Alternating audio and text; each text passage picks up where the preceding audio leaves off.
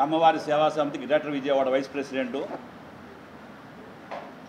ఈరోజు ఈ సమావేశం ముఖ్యోద్దేశం ఏంటంటే, జగన్మోహన్ రెడ్డి గారు 2 రోజుల క్రితం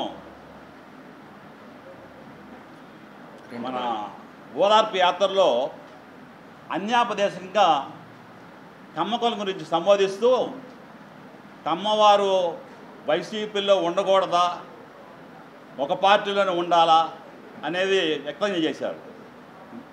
మేమేమన్నామంటే, పార్టీలు, రాజకీయ పార్టీలు అనేక పార్టీలు ఉంటాయి.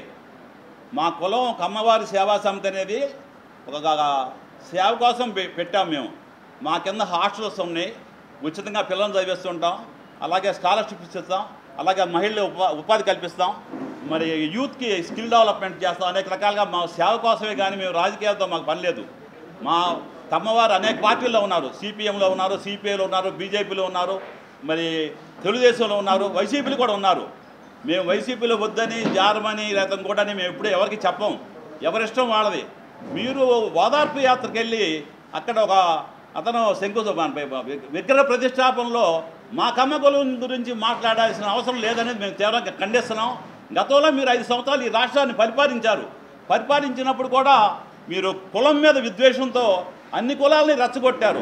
ముస్లింలు రెచ్చగొట్టారు, ఎస్సీ ఎస్టీ డాక్టర్ బాబురావుని రోడ్డు మీద మరి విచక్షణ రహితంగా చేసి చంపేశారు. అతన్ని అన్ని కులాలని చేశారు, దాడి చేశారు. మా కులం గురించి మేము మాట్లాడుతున్నాం. ఈ రాష్ట్రం పుట్టిన కాడి నుంచి 60 సంవత్సరాల్లో కృష్ణా గుంటూరు జిల్లా నుంచి ఒక మంత్రి, గుంటూరు జిల్లా నుంచి ఒక మంత్రి, అట్లాగే రాయలసీమ నుంచి ఒక మంత్రి, 3 మంత్రులు ఉండేవారు. మీరు వచ్చిన తర్వాత ఒక మంత్రి ఇచ్చి ఆ మంత్రి కూడా 1 సంవత్సరం 2 ఏళ్ళ నుంచి తీశారు. మీకు కావాల్సినటువంటి పనులన్నీ కూడా మీరు చెప్పారు, 4 పేర్లు చెప్పారు. కొడాలి నాని అని, రఘురాం అని, ఇంకోళ్ళని మేమేమన్నామంటే, వాళ్ళు కూడా మీరు మా కులం మీద అంటే మా ఏళ్ళతోటి మా కులాన్ని నరికే విధంగా చేశారు. వాళ్ళని తిట్టించారు మా చేత. మరి కారణంగా కొడాలి నాని కానీ, లేకపోతే వంశీ కానీ, మరి రాష్ట్ర ముఖ్యమంత్రి భార్య భువనేశ్వర్ గారు ఆవిడేం చేసింది? ఆవిడ ఎప్పుడైనా ప్రత్యక్ష రాజకీయాల్లోకి వచ్చిందా? ఎవరినైనా నిందించిందా? ఎవరి గురించి అయినా మాట్లాడిందా? ఆవిడ గురించి అసెంబ్లీలో ప్రస్తావించారు. మరి అట్లాగే బయట కూడా మరి కొడాలి నాని కానీ, వంశీ కానీ, వీళ్ళందరూ కూడా మరి అనేక రకాలుగా మాట్లాడారు. చాలా తప్పది. మీరు ఎప్పుడు చెప్తున్నాం మీరు గురించి కులం ప్రస్తావన చేయమాకండి. మీరు రాజకీయాలు మాట్లాడుకుంటే మా కులం గురించి మాట్లాడాల్సిన అవసరం మీకు లేదు. మళ్ళీ చెప్తున్నాం, మీరు పరిపాలించినప్పుడు మరి ఏబి వెంకటేశ్వర నిజాయితీగల ఆఫీసరు 5 సంవత్సరాలు ఆయన్ని దూరంగా పెట్టారు సర్వీస్కి. అట్లాగే రమేష్ కుమార్ ఐఏఎస్ ఆఫీసరు, ఆయన ఎలక్షన్ కమిషన్ ప్రెసిడెంట్గా ఉంటే ఎన్నికలు పెడితే దాని మీద బోర్డును దూషించి కమ్మ కమిషన్ అన్నారు. అట్లా ఉంటుంది ఎక్కడ కమ్మ కమిషన్ ఉంటుందా? అట్లాగే కమరావతి అన్నారు. కమరావతిని ద్వేషించి మీరు మాట్లాడుకున్న తెలివితేటలుగా మీ మంత్రులతోటి మరి మీ వంది మాటలతోటి కూడా అనేక రకాలుగా దూషించి అమరావతిని 5 సంవత్సరాలు నిర్వీర్యం చేశారు. ఇవాళ మొదల నుంచి కట్టుకోవాల్సి వస్తుంది. 10 సంవత్సరాలు అయిపోయింది. ఇచ్చిన రైతులు బాధపడుతున్నారు. మరి 5 సంవత్సరాల్లో డెవలప్మెంట్ అయింది. ఫస్ట్ 5 సంవత్సరాలు, తర్వాత 5 సంవత్సరాలు మీ టైంలో రాష్ట్రం అంతా ఇదైపోయింది. అప్పుడు మీరున్నప్పుడు మతాలు, కులాలు, విద్వేషం చెలగొట్టి మరి మిమ్మల్ని నమ్ముకుని వాళ్ళ ఆ నాగమల్లి చనిపోయాడంటే మీ వల్లే చనిపోయాడు. మీరు ఆ రోజున 175 వస్తాయని చెప్పారు. 11 సీట్లు వచ్చినాయి. ఏంటి మరి 175 వస్తాయంటే అందరూ 100 వస్తాయి, 120 వస్తాయని పందాలు కట్టారు. అతను కూడా అలా పందాలు కట్టి నష్టపోయి మరి మీ కారణం వలన చాలామంది కట్టారు. మీ వాళ్ళు కూడా రెడ్లు అనేక వర్గాలు కట్టారు, పందాలు కట్టి నష్టపోయారు మిమ్మల్ని నమ్ముకుని. అందుకని ఎప్పుడు కూడా అట్లా చేయమాకండి, విద్వేషాలు రెచ్చగొట్టమాకండి, రాజకీయాలు మాట్లాడుకోండి, రాజకీయాల విధానాలు మాట్లాడండి. అప్పుడు మీరు మళ్ళీ అధికారంలోకి వస్తానన్నారు 29లో. మీరు మళ్ళీ రావాలంటే ఇప్పుడు ఇంతకుముందు చేసిన విధ్వంసాన్ని ప్రజలు భయపడిపోతున్నారు. అసలు మీ పేరు చెప్తేనే భయపడిపోతున్నారు. ఇంకా మళ్ళీ అధికారంలో రావడం అనేది కల్లా. మరి వస్తే అది వేరే విషయం. ప్రజలు మన్ననలు పొందితే వస్తారు. మీరు ప్రజలు మన్ననలు పొందుకోకుండా అన్ని వర్గాల ప్రజల్ని ద్వేషించి వాళ్ళు ఇచ్చేసి కత్తులు చూపి మనం ఓదార్పు పేతకి వెళ్ళినప్పుడు కత్తులు కటారులు చూపించారు. మళ్ళీ నరికేస్తామన్నారు. నరికేసినప్పుడు ఆ మాటలు మీరు ఖండించాలి. ఎందుకు ఖండించాలా? మీరు ఇప్పుడు అడుగుతున్నాం మేమంతా కూడా. మీరు సంతోషపడుతున్నారు ఆ మాట మాట్లాడితే. ఆ మాట్లాడే వ్యక్తిని మీద పిలిచి మందలించేలా మాట్లాడుకొని చెప్పాల్సింది పోయి మీరే సభావేదికగా ఇచ్చేస్తారు. అట్లాగే అసెంబ్లీలో మరి భువనేశ్వర్ గారిని చెప్తే మీరు నవ్వుకుంటున్నారు పక్కన. అది సభ్యత? అది అడుగుతున్నాం. అందుకని మీరు ఇప్పుడైనా మార్చుకోండి, మీ విధానాలను మార్చుకోండి. మళ్ళీ అధికారంలో రావాలంటే మంచి పనులు చేయండి. ప్రతిపక్ష పార్టీగా మీ ధర్మాన్ని నిర్వర్తించండి. అసలు అసెంబ్లీలోకి రారు, ఓదార్పు యాత్ర అంటారు, ప్రజలు రెచ్చగొడతారు. అట్టా మీరు రాలేరు, మీరు ఎప్పుడు రాలేరు అధికారంలోకి. మళ్ళీ చెప్తున్నా, ఒకవేళ ఏదన్నా ఈ పార్టీ మీద అసంతృప్తి ఉండి, తెలుగుదేశం మీద అసంతృప్తి ఉండి మీకు ఓటేస్తారనుకుంటారేమో, ప్రజలు అట్లా అయ్యారు, మంచితనంతో వేస్తారు. మీరు ఈ పార్టీ వాళ్ళు 124 సీట్లు వచ్చినాయంటే మరి మీ మీద కూడా ప్రజలు వ్యతిరేకత ఉండబట్టే జగన్ని వ్యతిరేకించి ఈ పార్టీకి అంతా అండగట్టారు.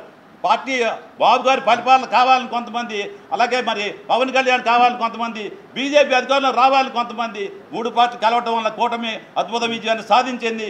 మళ్ళీ కూడా రేపు కూడా మరి ఈ రకంగా మీరుంటే మిమ్మల్ని ప్రజలు తిరస్కరించరు. 124 175 సీట్లు కూడా రేపు పొగడకు వస్తాయి. అందుకని నేను చెప్తున్నా, మీరు విధానాలు మార్చుకోవాలి, మీరు పరిశీలన చేసుకోవట్లా, పునఃపరిశీలన చేయండి. మీరు ఇంకా పాత విధానాల్లో ఉంటున్నారు, పాత పద్ధతుల్లో ఉంటున్నారు, ఇంకా మత విద్వేషాలు, కులాలు, మతాలు రెచ్చగొడతారు. మా కులం గురించి మాట్లాడాల్సిన అవసరం మీకేంటి? కమ్మ గురించి ప్రస్తావన చేయాల్సిన అవసరం ఏంటి? మీరు వెళ్ళింది ఒక ఓదార్పు యాత్రకి వెళ్ళారు, ఆ ఓదార్చండి, అతనితో మాట్లాడండి. ఏదైనా అవసరమైతే 1,00,000 ఇవ్వండి. కానీ మా కులం గురించి ఎప్పుడు కూడా ఈ రాబోయే కాలంలో కూడా చెప్తున్నాం, ఎప్పుడు కూడా ఎవరైనా సరే మేము చెబుతున్నాం. తర్వాత మీరు మాట్లాడారు తెలుగుదేశం పార్టీకి ఈ కులం దాసోహం అని. మేము దాసోహం ఎవరు కాదు, ఎవరి అభిప్రాయాలు ఆడుకుంటే మాట్లాడుకుంటారు. రాజకీయాలు వేరు, ఆ రాజకీయాలు అనే విషయమే ఉంటాయి, తర్వాత రాజకీయాలు ఉండవు. అందరూ కలిసి ఉంటాం సోదరభావంతో.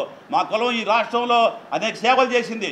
ఎన్జీ రంగం కాడి నుంచి ఈ రాష్ట్రంలో స్వాతంత్ర పోరాటం కూడా మా కులం ముందుంది. అన్ని వర్గాలు కలుపుకుపోతాం మేము, ఎవరికి ద్వేషించం, అందరితో బాయ్ అంటాం. ఇక రాబోయే కాలంలో కూడా మేము నాయకత్వంలో అంతకుముందు గతంలో అన్నగారు పరిపాలించారు. అలాగే ఈ గతంలో అనేక మంది రెడ్డి కులస్తులు కూడా పరిపాలించారు, బ్రహ్మాండంగా పరిపాలించారు. ఈ రాష్ట్రంలో 71 నుంచి పివి నరసింహారావు గవర్నమెంట్ కానీ 13 మంది ముఖ్యమంత్రిని చూసా.